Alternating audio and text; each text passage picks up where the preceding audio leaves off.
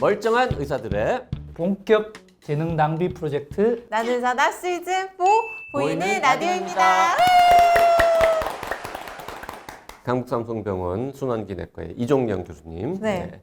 오늘 심장 재활에 대한 얘기를 해볼 텐데. 네, 저희가 이 주제를 고른 이유가 있습니다. 뭡니까? 이종현 교수님이 국내 최초로 미국 심폐재활협회에서 인증한 심장재활 전문의를 취득하신 분이거든요. 미국 건데 국내 최초야. 국내 되게 있어 보이네. 네, 굉장히 부끄러운데 제가 너무 잘나서 그런 건 아니고요. 네, 조건이 내가 시험 치고 싶다고 옛날 과거처럼 가서 뭐 칠 수 있는 게 아니고 네가 근무하고 있는 경력을 내놔봐. 그리고 네가 지금 하고 있는 병원에서 최소 몇 년 이상 심장 재활을 했나 이게 먼저 통과가 되어야만 자격을 주거든요. 일단 서류 심사를 통과해야 네, 시험도 봅니까? 네, 시험 보는 겁니다. 내 돈 내산으로 비행기 타고 미국 가서 영어로 시험 쳐야 돼요. 아 진짜요? 네. 진짜로? 저 시험 칠 때 엄청 쫄았는 게 800명이 시험 치는데 한국말 하는 사람 저밖에 없었던 거죠. 오. 중간에 시험 치다가 뭐 예를 들면 뭐 문제가 있거나 할 때 말해야 되는데. 이거를 못 하겠더라고요. OMR 카드 하나만 더 주세요. 이거. 엄청 떨면서 엄청 떨. 어머. 근데 되게 이제 국내 최초로 뭐 미국에서 뭘 땄다 이러면 알고 보면 그 최초로 딴 사람이 동시에 막 100명 이런 경우도. 그럴 수도 있는데. 100명이 한꺼번에 뭐 딴 거지. 근데 진짜로 한 진짜로. 명, 딱 네, 한 네, 명. 네.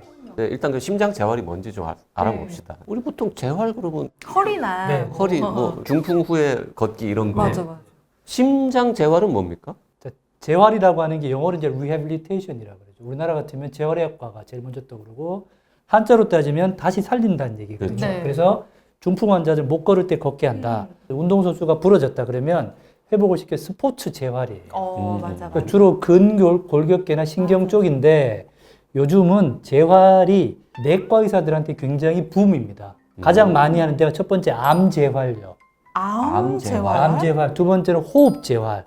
호흡 재활은 들어봤어요. 들어보셨죠? 호흡 재활은 좀 오래됐고 가장 이제 왕성하게 하고 있기 때문에 마지막으로 이제 심장 재활.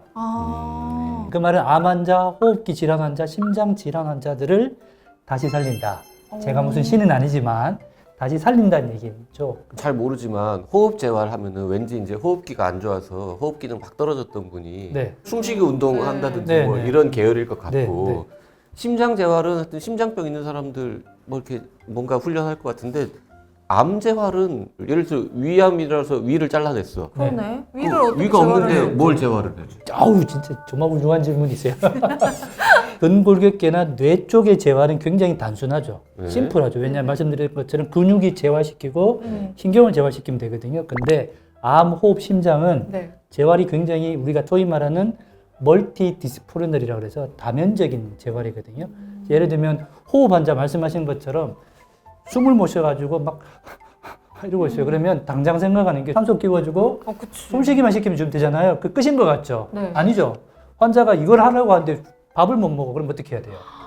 영양을 챙겨줘야 되잖아요. 단백질을 먹이고 탄수화물 먹이면 숨 더 차거든요. 네. 라면 이런 거 먹으면 큰일 나요. 호흡 환자들. 진짜요? 단백질 먹여가지고 산소, 이산화탄소 배출량을 줄여주고 그리고 환자들이 호흡이 차니까 어떻게 사람이 이렇게 되잖아요. 그쵸. 옆에 가가지고 심리적으로 아니야 당신은 할 수 있어 그렇게 하고 또 걷기 시작하면 숨이 더 차고 근육이 없잖아요. 그러면 거기에 맞춰서 또 맞는 맞춤형 운동을 처방해 주는 거거든요. 암 환자도 똑같아요. 자, 암 수술하고 난 다음에 약해져 있고 잘 못 먹고 있잖아요.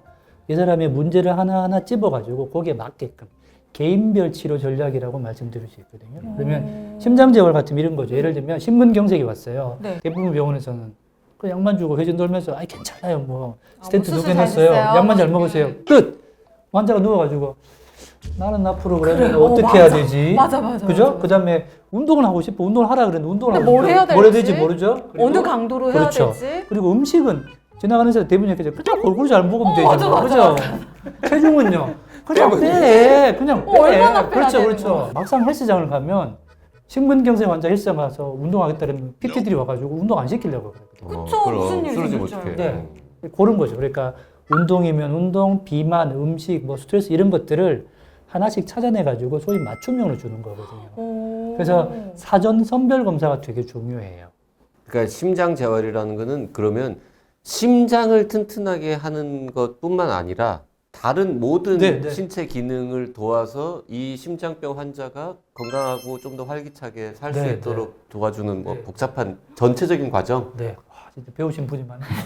제가 굉장히 복잡하게 얘기했는데 되게 칭찬을 후하시네. 근데 이거를 제가 심장병이 있는 사람한테 투입되는 모든 종합적인 치료, 심장만 튼튼하게 하는 게 아니고 심장병이 가지고 있는 사람에게 투여되는 모든 치료. 들어보니까 호흡 재활이라는 것도 그냥 폐 기능만 좋게 하는 게 아니라 다른 여러 가지를 다 서포트하는. 그러면 심장 재활하고 호흡 재활 프로그램의 일부는 사실 겹치겠네요. 겹칩니다. 그래서 저희 병원 같은 경우 하더라도 같은 공간 안에서 치료를 하게 되는데 호흡 재활과 심장 재활을 했던 환자들이 성질이 다르죠. 왜냐하면 호흡 재활은 숨차기 때문에 그리고 사람들이 대부분 얌전하죠. 숨차니까 말하기 그쵸, 말하기 힘든데 힘드시니까. 심장 환자들은 대부분 성질이 소리치고 막 급한 사람들이 많거든요. 심장병 환자 엄청 성질이 별로 안 좋아요. 아직 많은 심장병 환자들이 보고 네, 계십니다. 보시고 계신데 그 말은 뭐냐면 성격이 좀 다혈질이거나 급한 것도 좀 근데 바꿔야 되거든요. 의료계에서 흔히 하는 옛날부터 하는 이제 속설. 네. 아, 그래요? 그래서 심장내과 의사들이 성질이 같이 급해져요. 환자 닮아나가지고. 심장내과 의사가 막 성격 급하고 막 소리 지르고 막 난리치잖아요. 그럼 옆에서 누가 심장내과 아니랄까 봐.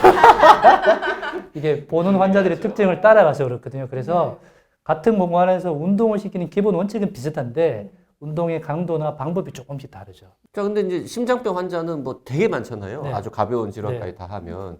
이 재활 프로그램 같은 거를 돌려야 하는 분들은 어느 정도 심각한 그러네요. 어떤 심장병을 가진 분들이 해야 됩니까? 자, 심장 재활의 대상 환자는 아주 미약한 심장병부터 굉장히 심한 심장병을 다 포함이 됩니다. 아, 심장병이 있다면 무조건? 무조건 다. 어. 그리고 요즘은 한 발 더 넓혀가지고 네. 보통 우리가 심장병이 있는 사람들을 치료하는 걸 2차 예방이라고 하잖아요. 병의 재발을 막아주는 거. 그 다음에 한 발 더 나가서 1차 예방. 그러니까 네. 고혈압, 고지혈증, 당뇨, 담배를 피는 사람이 심장병이 생길 수 있기 때문에 이거를 빨리 관리하자. 이걸 1차 예방이라고 하는데 요즘은 심장 재활의 개념이 1차부터 2차까지 다 포함이에요. 근데 확실한 것은 효과는 병이 심하면 심할수록 훨씬 더 드라마틱하다는 거. 예를 들면 뭐 우리나라 빅5에서 심장 이식을 위해서 심장 보조 장치나 인공 심장을 넣는 분들이 병동에서 아무것도 못 하고 있잖아요. 그러면 심장 재활팀이 가는 거예요. 재활을 시키는 거죠. 그러면 환자들이 인공 심장을 달고도 멀쩡하게 두 발로 걷고 움직이는 거죠. 그렇게 하다가 이식을 받으면 이렇게 가만히 있다가 이식 받는 사람보다가 건강하다 이식 받는 사람이 훨씬 예후가 좋은 거죠. 오. 그래서 병이 심하면 심할수록 무조건 해야 되는 거고 네. 조금 약한 분들은 굳이 병원에 안 하더라도 본인이 그냥 재활의 개념을 가지고 관리를 하시면 되는 거죠. 병원에서 받으면 매우 좋긴 하겠으나 그렇게 못 하시는 분들은 밖에서 그냥 내가 하고 싶은 대로 해도 되는 건 아닐 거 아니에요? 하고 싶은 대로 하다가 이제 내 뉴스 나오는 거죠. 그러니까요. 그분은 자기가 재활을 한다고 생각하실 수도 있잖아요. 본인이 병이 있는 걸 모르고 있는데 아. 그냥 막 하신 거죠. 그리고 위험 인자가 있는데 본인에게 맞는 운동의 방법이나 강도를 몰랐던 거거든요. 그래서 심장 질환이 있는 분들은 제가 추천을 드리는 거는 본인이 진료를 받는 병원에 가가지고 운동부하 검사라고 하는 게 있습니다. 달리기 검사 또는 심장 초음파 검사 이런 걸 해가지고 본인한테 맞는 운동을 처방을 받으면 좋고요. 요즘은 이게 또 확장이 돼가지고 왜 국가대표 선수들 가끔 축구하다가 쓰러진 사람들이 있죠. 네. 그런 게 있어가지고 요즘은 국가대표 선수들 태릉이나 저기 어딨냐 진짜. 진천에 그 입수하기 전에 심장 초음파, 운동 부하 검사 다 해요. 오. 아주 극강도의 운동을 시키려고 하는데 이 사람한테 해도 되느냐 이걸 다 파악을 미리 하는 거죠.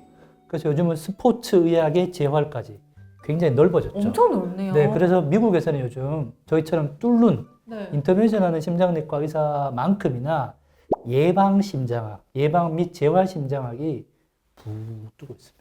심근경색으로 입원을 하면 퇴원할 때 무조건 심장재활 하라고 돼 있거든요. 실제로 심장재활 하러 오는 사람이 1.5%예요. 아니 이렇게 좋은데 왜 안 하실까요? 저 이유가 뭔지 되게 궁금해서 1.5%밖에 안 돼요. 왜 안 하시는 거예요?